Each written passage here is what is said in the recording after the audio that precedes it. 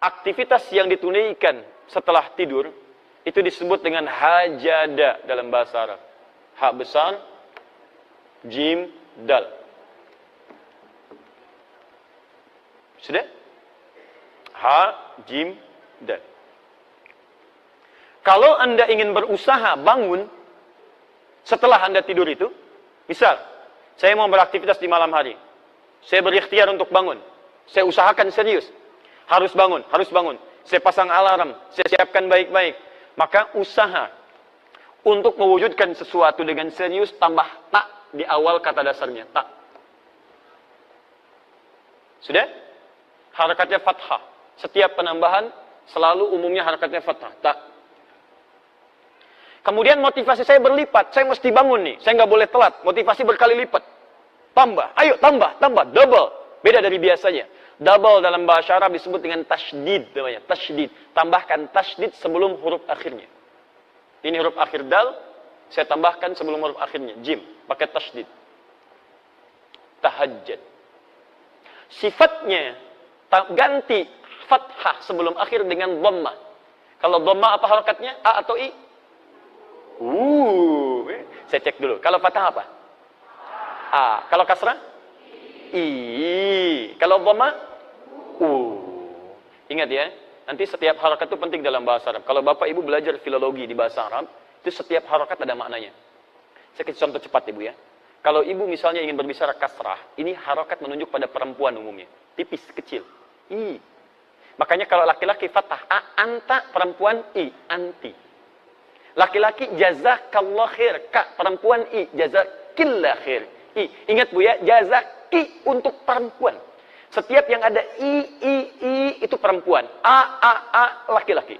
Jangan lagi terjadi setelah saya mengajar selesai, datang sekolangan ibu mengatakan, Ustaz terima kasih, materinya bagus. Jazakillah khair. I. Saya masih pakai peci. Nah ya, nah itu. Jadi kalau paham itu semua, mudah mengaplikasikannya. Bapak pulang malam-malam dari sini, sholat sendirian zikir. Begitu pulang jam 3 malam-malam. Di situ ada misalnya pas di tengah jalan, ada suara, gak usah panik, kasroh ya. Udah. Nah, sini. Kalau ingin dirubah jadi sifat, dengan kesungguhan, ganti harakatnya jadi dhammah. Tahajud. Tahajud. Dah, lihat sini, lihat. Fokus ya. Salat yang ditunaikan di waktu malam, diawali dengan tidur, aktivitas yang ditunaikan di waktu malam, setelah tidur disebut dengan hajada. Kalau serius direncanakan, tambah ta di depannya, tahajada. Kalau motivasinya berlipat, tambah tasdid di atas huruf sebelum akhirnya, jadi tahajjud. Paham? Baik, fokus. Sifat kesungguhannya disebut dengan tahajud. Pakai tasdid, harakatnya diganti jadi dhammah. Saya kembalikan ke sini. Fokus lihat baik-baik, saya kembalikan. Salatnya siang atau malam? Malam disebut apa tadi? Malamnya sepenuh malam atau sebagian malam? Sebagiannya sebelum tidur, setelah tidur? Setelah. Kalau ingin mengatakan sebagian malam, bahasa cepatnya tambah min sebelum kata lailnya. Minal lail. Paham? Kalau lail, sepenuh malam. Kalau minal lail, sebagian malam. Sekarang buka Quran surah ke-17 ayat 79. Paling kiri sebelah atas. Saya ingin Anda paham dulu ini. Setelah itu kita baca Qurannya. Nanti ada cara berbeda saat kita membaca Quran. Lihat sini. Sudah ditemukan? Paling kiri sebelah atas, Quran surah 17 ayat 79. Saya sarankan dalam setiap kajian, Anda siapkan mushaf ya. Supaya kita agak nyambung. Wa minal laili fatahajjad bih. Ada? Lihat wa minal lail ada minnya. Masih ingat tadi kalau min itu sepenuh atau sebagian? Sekarang perhatikan cara mengartikannya. Wa minal lail, kata Allah, dan dari sebagian malam itu. Saya nggak tuntut Anda mengerjakan sepenuh malam, kata Allah, nggak usah, sebagian malam aja. Silahkan kamu istirahat dulu. Tidur dengan nyaman dulu, lalu fatahajjad bi. Lalu, ingat, Allah tidak mengatakan hajat, fahajat, bukan, tapi pakai ta. Ta, ketika menggunakan ta, masih ingat tadi, ta menunjuk pada suatu rencana yang serius, dengan persiapan yang baik, dengan usaha yang baik. Alhamdulillah. Perhatikan, Fatahajjad bi, tahajjad. Maka rencanakanlah, siapkanlah dengan serius untuk bangun di sebagian malam itu. Jadi kalau Anda ingin tunaikan tahajud, kata Quran, jangan cuma sekedar bangun. Kalau cuma bangun, jangankan Anda, orang nonton bola pun bangun dia. Coba silakan, yang paling serius.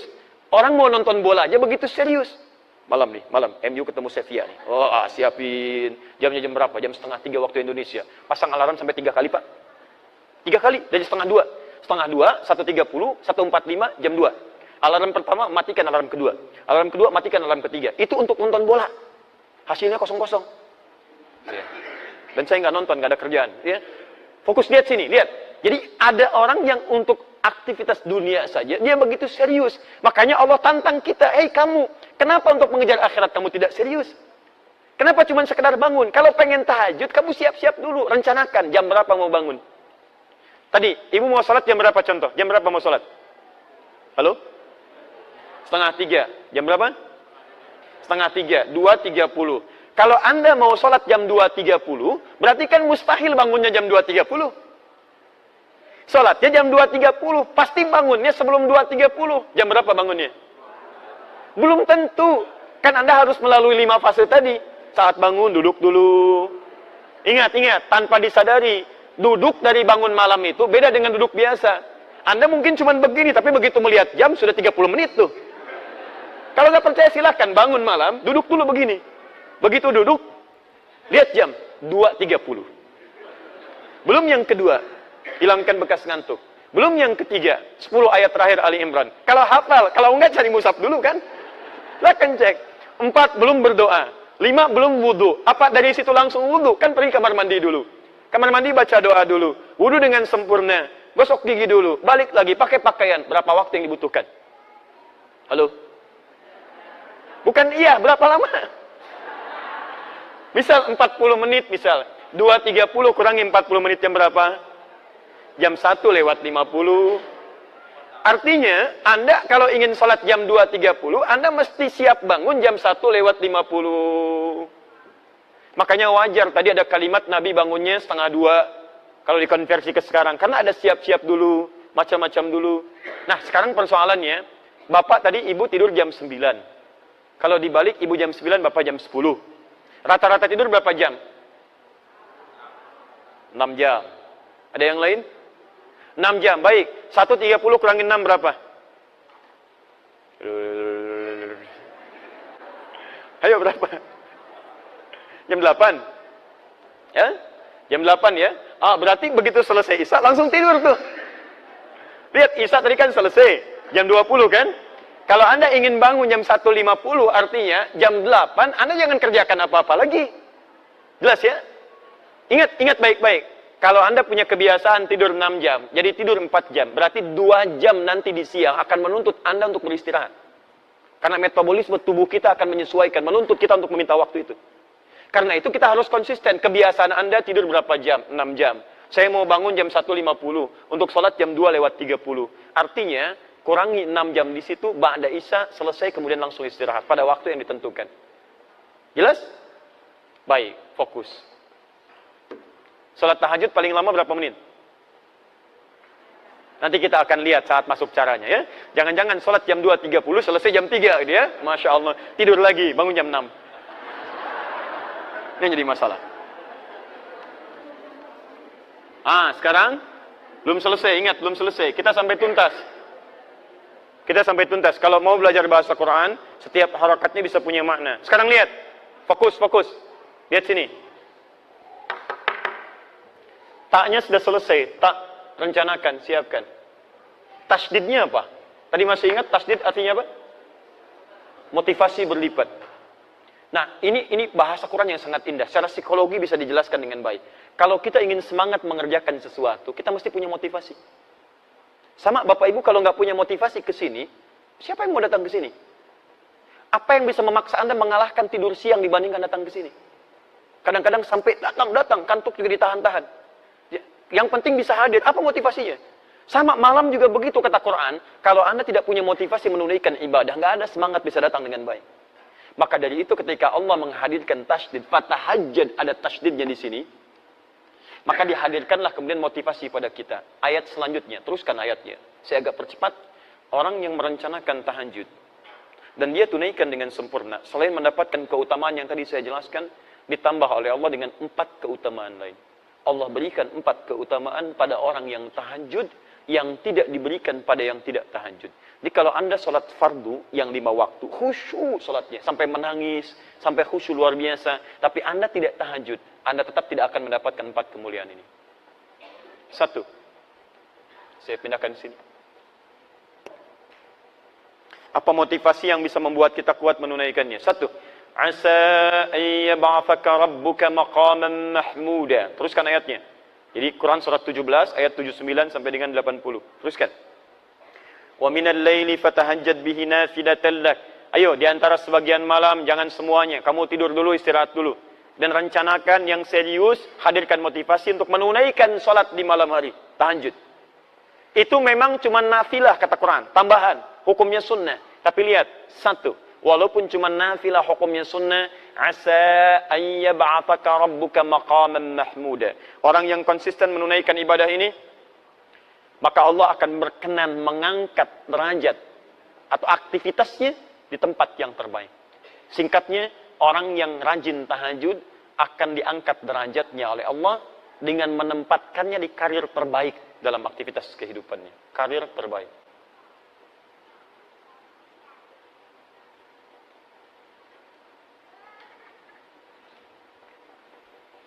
Jadi ada maqam mahmuda, itu berbeda. Kalau maqam itu sifatnya umum. Ya, nilai kebaikannya bisa dipandang mulia, tapi juga bisa dipandang dipersoalkan oleh orang lain. Misal, Bapak naik posisi. Misalnya ada promosi jabatan jadi direktur. Naik ya, karirnya naik. Berarti dapat maqam tuh, dapat kedudukan. Apakah kedudukan yang dititipkan oleh Allah pada Anda bisa otomatis membuat orang lain senang? Belum tentu. Kok dia yang diangkat ya? Padahal dia baru masuk kemarin. Dia junior saya dan sebagainya. Nah, itu maqam. Tapi ada yang kedua. Begitu orang ini diangkat, semua mengatakan memang dia yang layak untuk mendapatinya. Dia yang layak. Sulit bagi orang mempersoalkannya. Mau cari celah nggak bisa. Karena semuanya sudah menutup celah-celah keburukannya. Bagus tuh. Nah, itu yang disebut dengan maqam mahmuda. Susah. Mau dihapus saja susah. Mau dibolak-balik papan tulisnya nggak bisa tuh. Ya. Pas di situ. Misal, itu maqaman mahmuda. Nggak apa-apa. Sudah? Baik, jadi orang yang rajin tahajud, ini nasihat saya. Orang yang rajin tahajud, ditunaikan dengan benar, maka hal pertama yang Allah anugerahkan kepada kita, apapun aktivitasnya, Allah akan tempatkan di tempat yang terbaik dalam kehidupannya. Misal, kalau Anda misalnya pengusaha atau berbisnis atau apapun dalam kehidupan, termasuk ibu misalnya beraktivitas, maka Allah akan tempatkan di tempat terbaik menurut Allah, bukan menurut manusia. Kalau menurut manusia begini, posisi yang terbaik, manajer atau direktur? Bu, oh ibu langsung direktur itu ya. Baik. Direktur, alhamdulillah. Sekarang pilih mana bu? Direktur gajinya misalnya, taruhlah 200 juta sebulan. Tapi maaf, kesulitannya meningkat. Sulit sholat, banyak rapat, ya, kemudian mohon maaf, aktivitasnya jadi melebar, ya, aktivitas bahkan dekat dengan maksiat. Kalau dulu misalnya, ya, mohon maaf ya, mainnya tenis, sekarang sudah golf, ya, yang dilihat sudah lain, yang dipukul sudah lain, yang nemani sudah lain.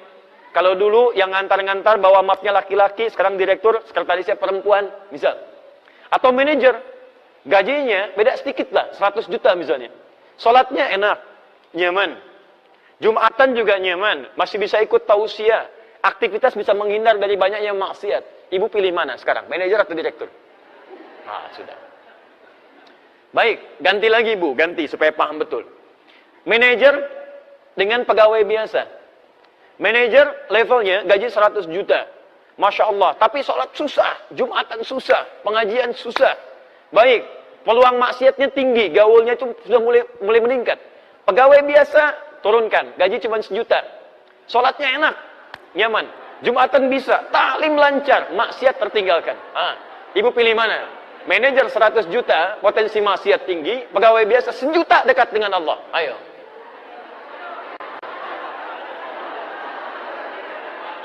Dia pilih yang ketiga Pak, manajer tapi dekat dengan Allah katanya. Nah, kadang begini Pak, kadang-kadang dalam kehidupan itu seperti itu. Ada yang levelnya ingin tinggi, kata Allah kamu jangan di sini. Kalau kamu naik ke sini, kamu cuma keinginan, tapi ke depan kamu tidak tahu apa yang terjadi. Jabatan ini banyak diincar, tapi peluang keburukannya banyak. Banyak proyek yang tidak jelas. Di pergaulannya akan banyak maksiatnya. Kamu akan tertinggal banyak ibadahnya. Maka Allah tempatkan Anda. Bahasa orang lain cuma wakil. Tapi wakil itu, dunia dicukupkan, akhirat enak, keadaan nyaman. Bukan berarti nggak sampai level tertingginya, bukan. Tapi Allah memberikan karir terbaik menurut Allah Subhanahu wa Ta'ala. Itu yang disebut dengan maqam mahmudah. Paham ya? Baik, saya pernah berikan ini, nasihat ini pada seseorang, dan luar biasa, Pak, karirnya cukup bagus, dan hebatnya, setiap kali akan promosi jabatan, orang keluarkan biaya, ini, itu, masuk ke DPR, kemudian diuji lagi, keluar biaya ini, itu, orang ini tidak. Nggak pernah mengeluarkan uang sepeser pun. Walaupun kedudukannya tinggi, tapi nggak pernah mencapai level yang tertinggi. Direktur utamanya tidak. Wakil direktur. Tapi alhamdulillah, nikmat juga, kerjaan nyaman, ya, dan ditunaikan ibadah dengan baik. Paham ya? Masya Allah. Ya kalau bisa direktur dengan tahajudnya itu lebih bagus kan? 2. Itu baru 1. Oh, sebentar. Sebelum kedua, saya lihat juga teman-teman yang mahasiswa. Saya pernah praktekkan ayat ini saat sedang belajar. Itu Masya Allah itu ya. Ada perbedaan. Saran saya, kalau Anda masih belajar, juga kita beraktivitas, tolong jangan tinggalkan tahajud. Akan ada bedanya. Semua orang-orang pintar, orang-orang hebat, termasuk tokoh-tokoh kita. Ya, mohon maaf, pendahulu-pendahulu kita, orang-orang hebat, luar biasa, pendiri negeri ini, itu demi Allah saya katakan, mereka hampir tidak pernah meninggalkan tahajud. Anda kenal Jenderal Sudirman? Kenal di mana? Luar biasa. Itu Masya Allah. Ya, beliau ketahanan hidupnya luar biasa, bergelir ya, sebagian dari tubuhnya, bagian organ pentingnya sudah hilang. Tapi tahukah Anda, kalau beliau senantiasa berzikir di hadapan Allah Subhanahu wa Ta'ala, bangun malam menunaikan ibadah, berdoa dengan baik dan sebagainya. Bagaimana anugerah Allah kepada beliau? Kiai Haji Agus Salim menguasai berapa bahasa, diplomat paling ulung, beliau menjaga syariat, bagaimana bangun malamnya? Silahkan cek. Para pendahulu kita luar biasa. Saya tidak mengambil contoh di luar supaya menghidupkan kebiasaan di bangsa kita. Sekarang kita butuh orang baik. Yang pintar sudah banyak. Berapa banyak ahli hukum yang dihukum? Banyak. Berapa banyak ahli ekonomi yang belum bisa mengangkat ya kehebatan ekonomi kita? Yang kita butuhkan sekarang orang pintar yang mulia, yang baik. Maka kita ambil contoh orang dulu untuk kita hidupkan di masa kini. Anda kalau tidak percaya silahkan cek menteri-menteri di awal masa-masa Indonesia. Bagaimana mereka tawadhu'nya. Bagaimana mereka hidup dengan bersahajanya. Siapa Bung Hatta. Anda cari lagi. Bagaimana beliau begitu jujurnya. Sampai ditanamkan pada putrinya. Ketika menerima kertas akan nulis surat. Kata bapaknya, ini kertasnya kertas siapa? Kertas dari KBRI saya pinjam. Jangan gunakan fasilitas negara untuk kepentingan pribadi. Anda bisa bayangkan, putrinya mau menulis surat kepada bapaknya, menggunakan kertas untuk kertas negara. Di KBRI dia mau pinjam. Kata bapaknya, jangan gunakan kertas negara untuk kepentingan pribadi. Anda bisa bayangkan. Anda kenal M. Nasir, Perdana Menteri pada saat itu. Bagaimana hidupnya diabdikan untuk bangsa. Levelnya luar biasa. Qurannya, hadisnya, prakteknya sampai dihormati di Timur Tengah. Hanya cukup kalimatnya bisa menggerakkan Timur Tengah pada saat itu. M. Nasir. Tahukah Anda setelah selesai jabatannya cuma sepeda yang ditenteng di tangannya. Dan tidak memiliki rumah pada saat itu. Itulah yang kita butuhkan saat ini. Makanya bangsa kita terangkat mulia. Dan saya punya keinginan kita berubah jadi baik. Ketika kita baik, semua akan terangkat dalam kebaikan. Itu poinnya. 2. Wa qur rabbi adkhilni mudkhala sidqin. Dan katakan Muhammad, Rabbi adkhilni mudkhala sidqin. Ya Allah, mohon bimbing aku mengawali pekerjaan dengan baik. 1, mendapatkan karir terbaik. Saya terjemahkan pakai terjemah balaghah ya, bukan terjemah biasa. Ya, kalau terjemah biasa mungkin bisa beda kelihatannya. Saya terjemahkan pakai terjemah ilmunya, pakai balaghahnya. 2, mendapat bimbingan Allah. Bimbingan Allah. Bapak kerja dibimbing pimpinan, mudah pekerjaan. Siapa yang tidak mudah dibimbing Allah Subhanahu wa Ta'ala? Dan lihat bedanya ya. Jadi kalau Allah bimbing seorang hamba, bimbingan itu disebut dengan hudan namanya, hudan. Ada yang sifatnya meningkatkan keimanan, jadi iman semakin kuat. Punya kecenderungan untuk mendekat pada Allah. Contohnya Quran, surah ke-18, ayat ke-13, untuk para pemuda. Ada pemuda yang dibimbing Allah, meningkat keimanannya. Disebut dengan Ashabul Kahf. Innahum fityatun amanu birabbihim wazidnahum huda. Ya, ada pemuda yang keimanannya bertambah karena mendapat petunjuk Allah Subhanahu wa Ta'ala. Ada kedua, hudan di situ adalah bimbingan untuk meningkatkan ibadah. Ada perubahan dalam hidup, seakan-akan sekarang ingin rajin ibadah. Dulu cuma salat fardu sendirian, sekarang pengen berjamaah, pengennya di masjid. Dulu jarang baca Al-Quran, sekarang pengen baca Quran, bahkan pengen menghafal, pengen sedekah, pengen puasa sunnah. Itu juga hudan yang kedua. Dalilnya di Al-Baqarah ayat 2 sampai dengan ayat yang ke-5-nya. Dzalikal kitabu la raiba fih hudan lil. Ketika hudan disebutkan pada muttaqin, apa bentuknya? Peningkatan amal saleh. Alladzina yu'minuna bil ghaib wa yuqimunas shalah wa mimma razaqnahum yunfiqun, dan seterusnya ayat. Ada hudan yang ketiga, ini yang paling dahsyat. Bimbingan Allah dalam semua level kehidupan. Bahkan bimbingannya nempel begini. Perhatikan sini. Ini apa? Ini apa? Mic. Spidolnya di mana? Di atas mic. Sekarang spidolnya di mana? Di atas mic. Dua-duanya di atas. Perbedaannya apa? Menempel dengan tidak. Kalau seperti ini, kita katakan dalam bahasa al-qalam fawqa mikrofon, fawqa mukabbirus shaut. Spidol berada di atas mikrofon. Tapi kalau kita katakan begini, kalimatnya berubah. Al-qalam ala mikrofon. Ala. Spidol berada di atas, nempel dengan mikrofon. Perhatikan, kalau saya taruh di atas begini menggantung, mikrofonnya saya geserkan begini, tetap ininya menggantung kan? Menggantung, menggantung, menggantung. Kalau saya terpisah jauh berarti sudah terpisah dari sini kan? Lihat sini. Ini di atas. Saya geser sini, ini masih di atas. Saya geser sini, masih di atas. Tapi kalau saya geser begini, sudah terpisah. Tapi kalau begini, mau digeser kemanapun, ikut dia. Ada orang-orang yang menempel dengan bimbingan Allah Subhanahu wa Ta'ala. Nempel. Di kemanapun dia berada, bimbingan Allah menyertai dalam kehidupan. Ala. Bimbingan disebut hudan, pedoman. Yang menempel disebut dengan ala. Quran surah kedua, ayat yang kelima. Paling kiri sebelah bawah. Ulaika ala hudan. Bukan fauqa hudan. Ala hudan min rabbihim. Ada orang-orang yang berikhtiar mengerjakan amalan-amalan sampai melekat padanya bimbingan Allah Subhanahu wa Ta'ala. Siapa di antara orang-orang itu? Kalau ingin jalan pintas, dekati Allah lewat tahajud. Asa ayyab'atsaka rabbuka maqaman mahmuda wa qur rabbi adkhilni mudkhalas sidqin. Ya Allah, mohon masukkan aku dari tempat awal yang baik. Maksudnya bimbing saya setiap mengerjakan aktivitas. Bukan cuma bekerja, Pak, bukan cuma belajar, bukan cuma di rumah tangga, Bu. Lihat sini. Bukankah kita saat bangun tidur mata mulai melihat? Ada orang yang ketika melihat langsung dibimbing oleh Allah bagaimana cara melihat yang baik. Makanya mata orang yang dibimbing oleh Allah tidak akan pernah melihat yang tidak baik. Begitu melihat yang tidak baik, dia palingkan. Coba Anda saat bangun tidur apa yang dilihat? Hah? Belum tentu, bisa handphone. Lihat, oh ada WA masuk nggak malam ini? Baru bangun sudah handphone yang dilihat. Apakah ketika Anda melihat handphone semua gambar di situ baik-baik? Ada iklannya, ada yang tidak baiknya. Begitu Anda melihat yang tidak diperkenankan oleh Allah, begitu dilihat, Allahu Akbar, astagfirullah, sudah, cari, palingkan. Anda di jalan, berapa banyak gambar-gambar yang terbuka auratnya, gambar yang tidak baik. Kalau mata kita dibimbing oleh Allah, seketika kita palingkan. Dan hebatnya nanti, mata ini akan senang pada yang mulia saja. Melihat orang sedang baca Quran, kapan saya bisa membaca seperti itu? Melihat orang ikut ta'lim, ya Allah, saya belum ada kesempatan. Ya Allah, dekatkan saya pada tempat yang mendekatkan saya pada ta'lim. Terus, dan indah. Begitu melihat maksiat, astagfirullah, palingkan. Telinga begitu. Dengar yang baik, dekat. Dengar yang tidak baik, jauhi. Sampai ke ujung kaki. Dan hebatnya, Pak, ini. Terutama tangan. Mustahil bisa berbuat maksiat. Anda bekerja. Pertanyaan saya, berapa kali organ tubuh kita berbuat maksiat dalam hidup? Ibu sih judulnya taklim. Tapi berapa kali dalam taklim membicarakan orang lain? Saya tidak, Ustaz. Alhamdulillah. Tidak seperti ibu itu tuh. Sama. Sama. Berapa kali pelaku taklim saling mencela satu dengan yang lainnya? Bikin status yang tidak baik. Jangan bicara yang umum-umum lah, yang taklim aja dulu. Katanya taklim, merubah diri lebih baik. Tapi kenapa setelah taklim jadi semakin tidak baik? Orang dulu jahiliyah banyak bertengkar, setelah taklim rukun. Aus dengan Khazraj 120 tahun, dendamnya kesumat tuh, luar biasa. Sampai turun Quran melukiskan bagaimana dendam mereka. Kalau disediakan materi semuka bumi untuk mengupas itu, menjadikan mereka nyatu kembali, kata Quran nggak akan bisa. Saking kesumatnya dendamnya. Turun Quran surah ke-8 ayat ke-63. Lau anfaqta ma fil ardi jami'a ma alafta baina qulubihim. Kalau engkau infakkan semua yang kau miliki di bumi, nggak akan bisa nyatukan mereka.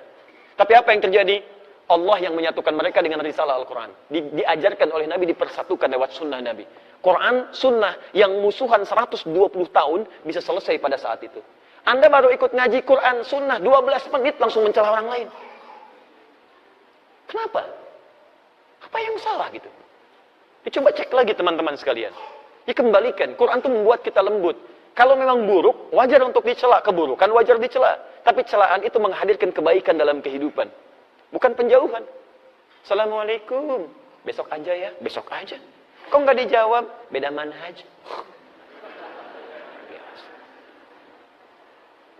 Ya, tapi kita tidak perlu mencela orang lain. Artinya ada evaluasi untuk kita semua. Antum jangan mencela juga. Kalau mencela apa bedanya? Apa bedanya? Di celaan jangan dibahas dengan celaan. Ada celaan kita doakan dengan baik. Kita ajak dalam kebaikan, ajak dengan kelembutan. Dan jangan paksa orang.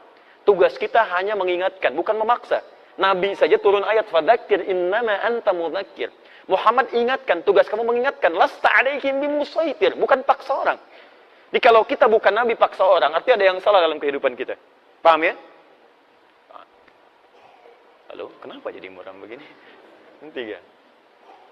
Saya sederhana. Kalau ada yang kurang baik dari saya, tinggalkan.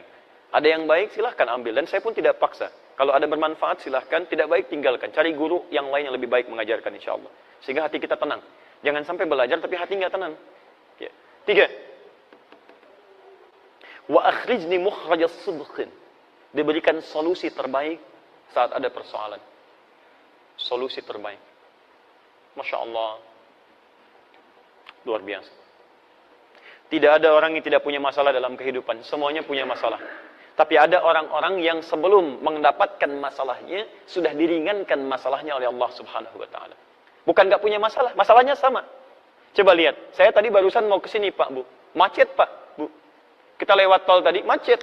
Luar biasa. Dan bukan cuma saya mengalami kemacetan, banyak orang macet juga.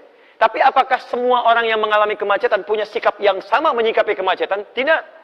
Ada yang saling klakson, ada yang mau senggolan, ada yang saling berselisih dengan kata-kata, ada yang saling macam-macam. Tapi tidak sedikit juga yang santai aja, mau ngapain? Mengeluh juga tidak menyelesaikan persoalan. Apakah dengan klakson macet selesai? Hah? Apakah dengan bikin status macet selesai? Ceklik, macet. Tetap aja macet. Silahkan cek. Ada orang-orang yang hatinya justru diberikan ketenangan oleh Allah. Dikasih macet. Alhamdulillah ya Rabb, macet. Alhamdulillah. Luar biasa. Quran bisa dihafalkan. Begitu sampai ke tujuan 30 ayat. Bayangkan. Kalau manhaj diterapkan itu 10 ayat akhir Ali Imran. Selesai itu. Ini sudah 1 tahun belum selesai. Apa butuh kemacetan tiap hari? Jelas ya? Jadi enak. Jangan dikira level ustadz gak punya masalah. Banyak masalahnya. Kadang-kadang jangankan masalah pribadi, masalah jamaah, ya dipersoalkan juga.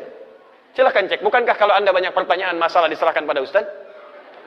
Bukan nggak punya masalah, tapi ada orang-orang tertentu ketika Anda dekati Allah dengan sesuatu, Allah ringankan persoalannya. Itu janji Allah. Janji Allah. Lihat, contoh, kita ambil dalilnya. Quran surah ke-65, di akhir ayat kedua, di awal ayat ketiga. Kita hafal ayatnya. Wa may yattaqillaha yaj'al lahu makhraja wa yarzuqhu min haitsu la yahtasib. Wa may yattaqillaha, siapa yang bisa meningkatkan takwanya kepada Allah? Tingkatkan. Fi'il mudhari itu progresif naik. Tingkatkan. Yaj'al lahu makhraja. Makhraja, lihat. Yattaqillah yaj'al lahu makhraja. Wa may yattaqillah yaj'al lahu makhraja. Makhraja. Ini yang kita jadikan nasab. Wa yarzuqhu min haitsu la yahtasib. Perhatikan. Lihat persamaannya. Siapa yang bisa meningkatkan takwanya kepada Allah, takwa tingkatkan kepada Allah. Persamaannya lihat. Yaj'al lahu makhraja, kami berikan solusi, jalan keluar dari setiap persoalan yang dihadapi. Dan kalimatnya tidak menggunakan alif lam. Makhraja bukan al-makhraj. Makhraja. General, umum, nakirah. Artinya persoalan apapun dalam kehidupan, sepanjang Anda tingkatkan takwa, diberikan solusi. Jadi sederhana sebetulnya. Kalau Anda punya masalah dalam hidup, Anda punya problem, dimanapun tuh, di rumah tangga, di pekerjaan, kehidupan sosial. Sederhana solusinya, tingkatkan takwa, kata Allah, saya urai masalah Anda. Biayanya tidak mahal, tenaganya tidak banyak. Jadi kalau Anda punya masalah dalam hidup, kedudukan tinggi, harta melimpah, cuman masalah nggak pernah tuntas, coba cek. Barangkali bukan kurang terhormat Anda, barangkali kurang takwa. Bukan kurang kaya, barangkali kurang ini, kurang takwa. Ini poinnya. Nah sekarang, ya Allah kalau saya ingin tingkatkan takwa, bagaimana caranya? Banyak. Disebutkan 115 kali kata takwa dalam Quran setidaknya. Tapi cara cepatnya, perhatikan. Ketika menyebutkan takwa, masih ingat tadi? Quran surah 51, ayat 15 sampai dengan ayat 18 tadi? Innal muttaqina fi jannatin wa uyun. Ada orang-orang takwa tinggalnya di taman surga. Akhidina ma atahum rabbuhum. Innahum kanu qabla dzalika muhsinin. Mereka itu, Masya Allah, mengambil segalanya dari Rabbnya. Nikmatnya langsung dari Rabbnya. Mereka di dunia itu orang-orang yang muhsin. Siapa mereka? Ayat 17-nya. Kanu qalila minal laili ma yahja'un. Bahasa cepatnya, mereka rajin tahajud. Orang takwa, rajin tahajud. Kata Quran, tingkatkan takwa. Apa di antara takwa amalannya? Tahajud. Lihat, perhatikan.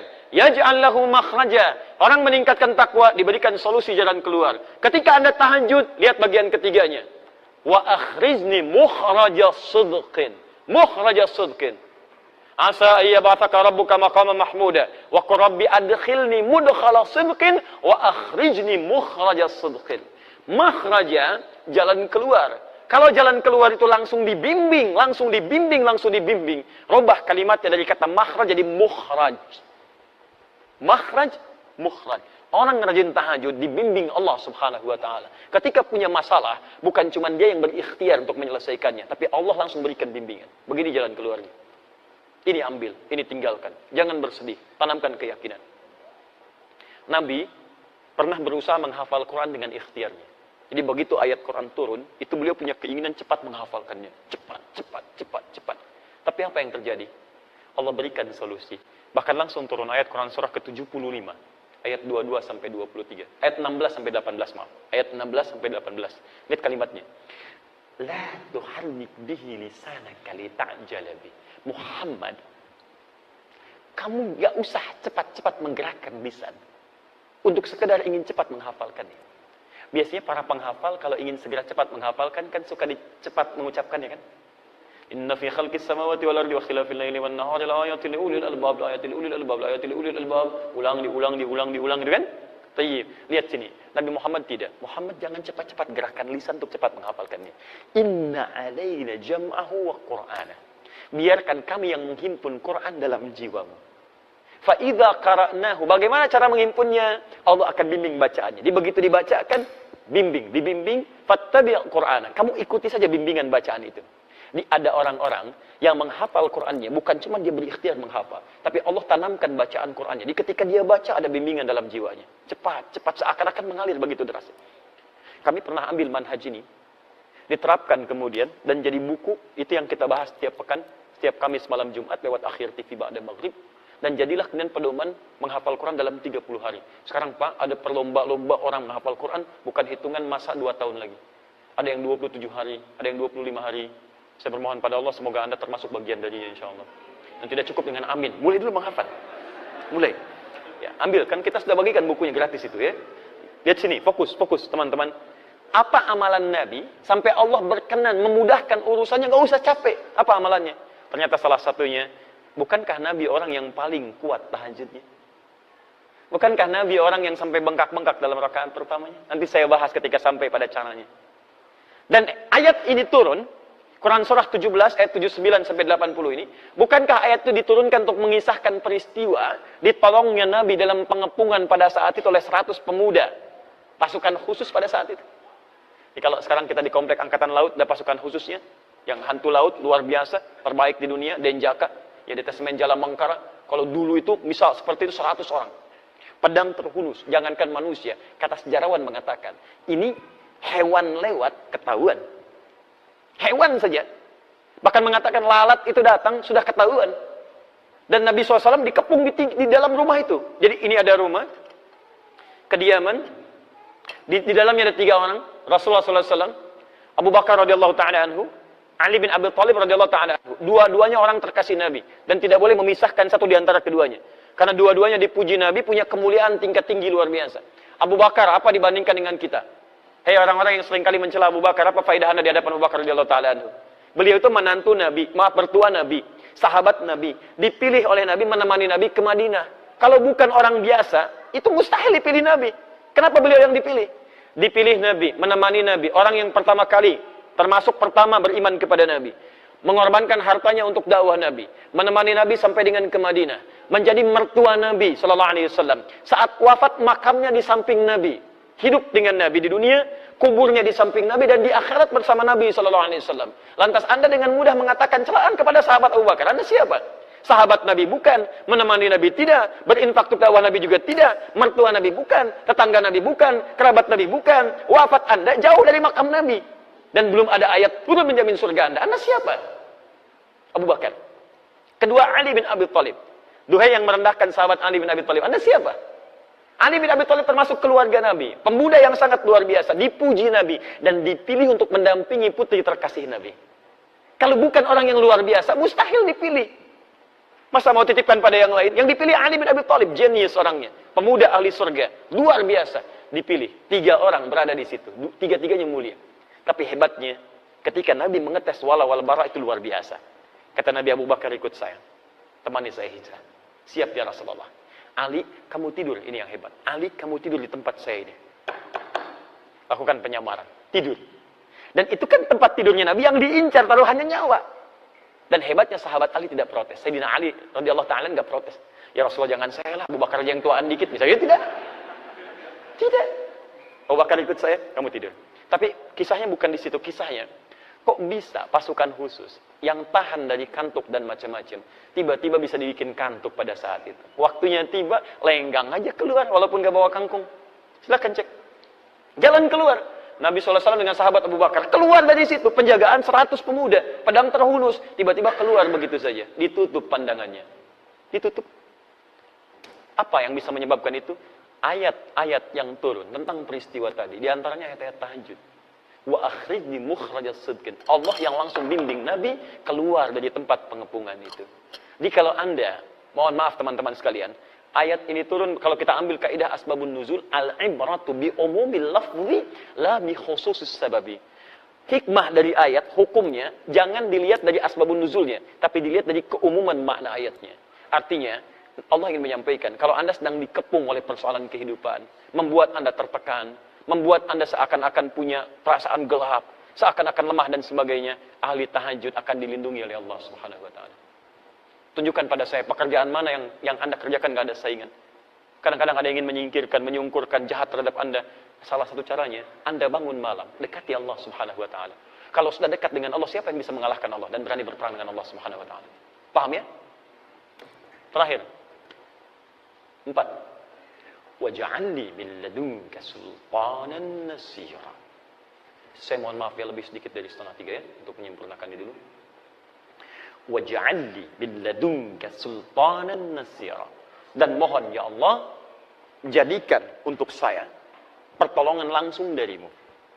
Jadi kalau yang tadi dibimbing, diberi solusi, kalau yang keempat ditolong langsung oleh Allah tanpa perantara. Ahli tahajud mendapat perlindungan langsung dari Allah Subhanahu wa taala. 3 hilang, 1 datang. 1, 2, 3, 4. Karir terbaik, bimbingan dari Allah, solusi. Yang keempat, mendapat perlindungan dari Allah Subhanahu wa taala. Masya Allah. Kalau sudah seperti itu, apalagi yang disoalkan? Maka Anda semua akan mengatakan, kalau nggak percaya, lakukan dulu. Maka ketika Anda sudah mendapatkannya, Anda akan mengatakan, wa qul ja'al haqq wa zahaqal batil, innal batila kana zahuqa. Benar memang yang datang dari al-haq, sungguh benar dari Allah Subhanahu wa taala. Kebatilan akan hilang. Kebatilan dari perasaan saya, kebatilan dari pikiran saya, kebatilan dari tindakan saya, dan kebatilan yang datang dari banyak orang hilang semua dengan kedekatan kita bersama Allah Subhanahu wa taala. Jelas? Dulu ada slogan, bersama kita bisa. Ahli tahajud beda, bersama Allah kita bisa. Paham ya? Jangan dipotong video saya, mohon teman-teman di media sosial dan sebagainya. Ini khusus bahasan tahajud, bukan yang lain. Sudah? Jelas di sini?